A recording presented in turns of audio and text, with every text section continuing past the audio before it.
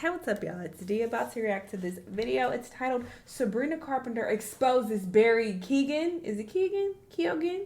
Not sure, but she exposes him on this album that just dropped, which I just reacted to. I just reacted to Man's Best Friend, full album. It's up on my Patreon. Check it out. Link down below. Come join the family. Support your girl. All right. So I already gave my thoughts about the album, and I also reacted to her music video for Tears. That is up over there as well. But yeah, let's see which song she exposed Barry on, because I wouldn't even think about him when I was listening to it.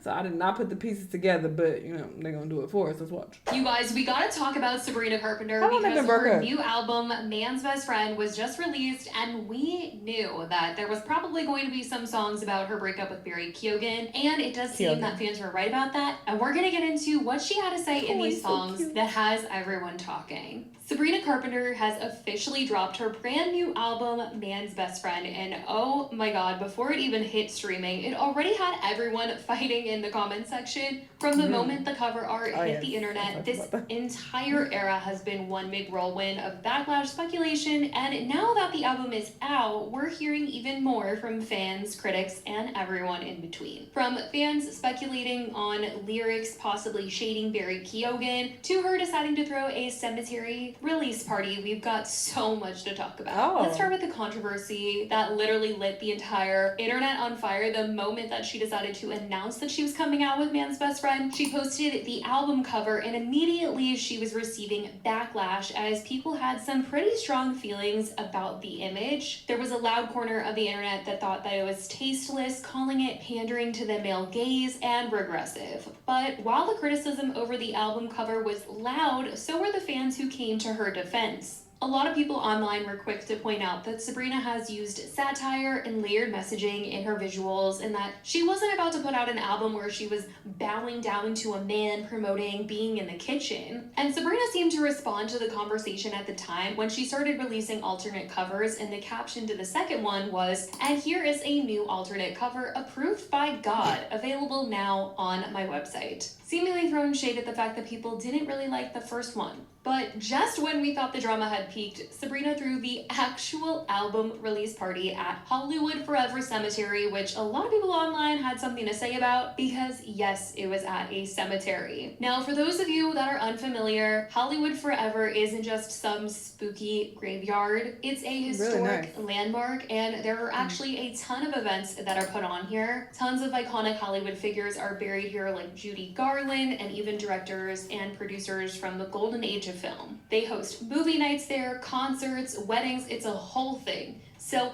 it wasn't just some disrespectful random choice, it's a thing that happens at this cemetery. And Sabrina herself explained at the release that she goes there often to watch old movies, and that's why she wanted to have it here. And after she did a Q&A, she screened her favorite movie, Sabrina. And during the Q&A, she talked about more why she wanted to have it at Hollywood Forever, and she felt like the visuals and symbolism aligned with this new chapter, calling the event a funeral for the last album and a birth of the new one. She even made a joke saying, "Since I'm always killing men," because it has been a theme in her music video, which she did poke fun at in her latest music video for the song Tears, that it's become a thing for someone to die at the end of all of her music videos now. But to get into what everyone's been dying to know, the songs and what the lyrics would be telling us, what tea was going to be revealed to us, and more specifically, who the songs were going to be about. And if you've been following Sabrina's dating history, then you already know that she was in a high-profile relationship with actor Barry Keoghan. They started seeing each other around late 2023, and they were together for about a year before reportedly calling it quits last December.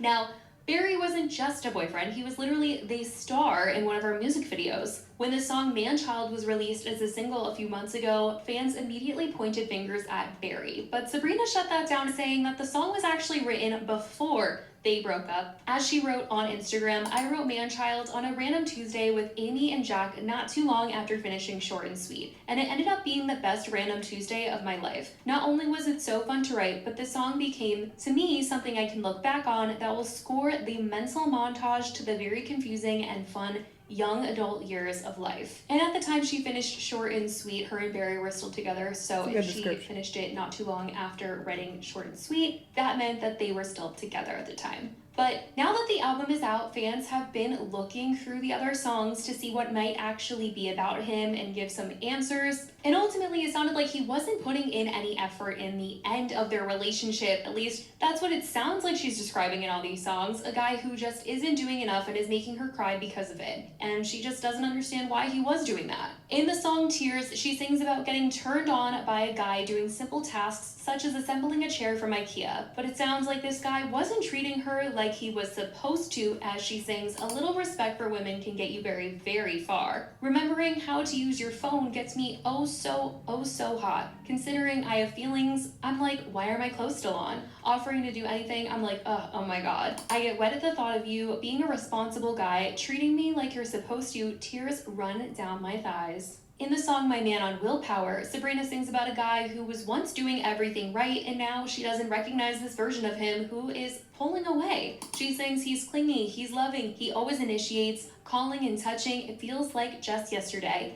He wanted all four of my personalities, now I don't recognize this.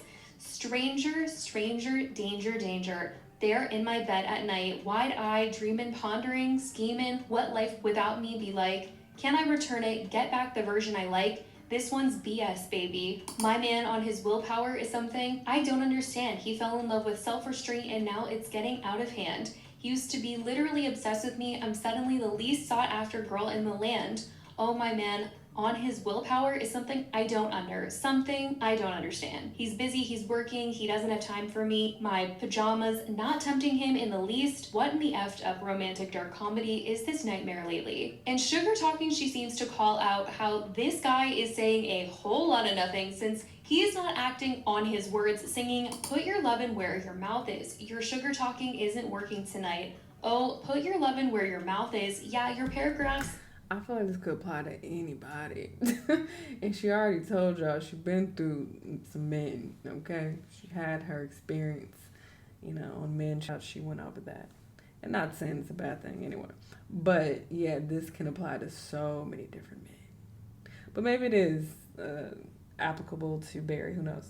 Mean-ish to me. Get your sorry butt to mine. And in Nobody's Son, she sings, hi, I hope you're great. I think it's time we took a break so I can grow emotionally. That's what he said to me. Here we go again, crying in bed. What a familiar feeling. All my friends in love, and I'm the one they call for a third wheel. Probably should have guessed he's like the rest. So fine and so deceiving. There's nobody's son, not anyone left for me to believe in. Me? No, yeah, I'm good. Just thought that he eventually would cave in, reach out, but no siree. He discovered self-control. He discovered it this week. In Go-Go Juice, Sabrina sings about drinking and thinking about maybe calling up her exes. She sings, ain't nobody safe when I'm a little bit drunk. Could be John or Larry. Gosh, who's to say? Or that one that rhymes with villain, if I'm feeling that way. And some people think that she is referencing 3 people that she has been publicly seen with: Shawn Mendes, Barry Keoghan, and Dylan O'Brien. With Larry rhyming with Barry and villain rhyming with Dylan, who she was seen out with in New York before, and John rhymes with Shawn. And there was a lot of drama that went down between her and Shawn Mendes. So it wasn't just Barry that was getting a little shout out in some of these songs. Or at least an alleged shout out. Now the song Final Goodbye, she sings, did you forget that it was you who said goodbye? Revealing that it seems she was broken up with, and she goes on to say that goodbye is forever, there's no coming back. Like, don't hit her up after you break up with her. Now, what is interesting and what is getting talked about is she did an interview with Gail King. And Gail King straight up asked her about Barry Keoghan by name, you guys, which people are freaking out about. They're like, I can't believe she named Barry. Like, that is some real balls she's got. And it was sort of a question about people speculating songs being about him, which she says that she thinks it's better for people to think of the person in their head rather than who is in her head while listening to this. Period. That's what I was doing, to be honest. I did not think about this funny looking man at all. Not once. I forgot she even dated him. I'm thinking about my own experiences, honestly, and I'm thinking about how I feel about the song and the production and whatnot, and I'm like paying more attention to the humor. I want to think about this woman's personal life. Y'all are so parasocial. This is out of hand. Jesus Christ. Like, oh, how does this connect to Barry? Like, what? I was not thinking about that at all. I don't care about this lady's business. Album. And she was also asked at the same time whether she felt any responsibility for online hate that Barry got. And She was almost asking it in a way that sounded like he got hate from the last album, Short and Sweet, which isn't true. Short and Sweet was an album of her wanting him, being with him, almost worried, hoping that because she's so happy, like... I think she's talking about the Please, Please, Please song, girl. Hello. Don't screw this up, like, please, like, be a good guy, don't embarrass me. And I don't think that he got any hate when she was doing Short and Sweet. But Gail asked the question in a way that made it seem like that. Do you worry about men saying, I'm afraid to mess with her? I think he probably was getting hate surrounding that because people felt like she was talking about him, and that song was kind of acknowledging that you are a bad guy, but just please don't hurt me. Like, come on, please. Please, I know you got the strong potential to do so, but no, you know, so maybe that is why he was getting hate. So I think she's accurate with that. I'm afraid. You know, the last album they were saying it was about Barry Keoghan, Bed Kim. You never said it is or it isn't. I just wouldn't say. You wouldn't say. It's more fun for people to picture the person in their head. Yeah. He got a lot of backlash because your fans are very loyal. Correct. Did you feel badly when he was going through that, or did you feel, but that's not on me?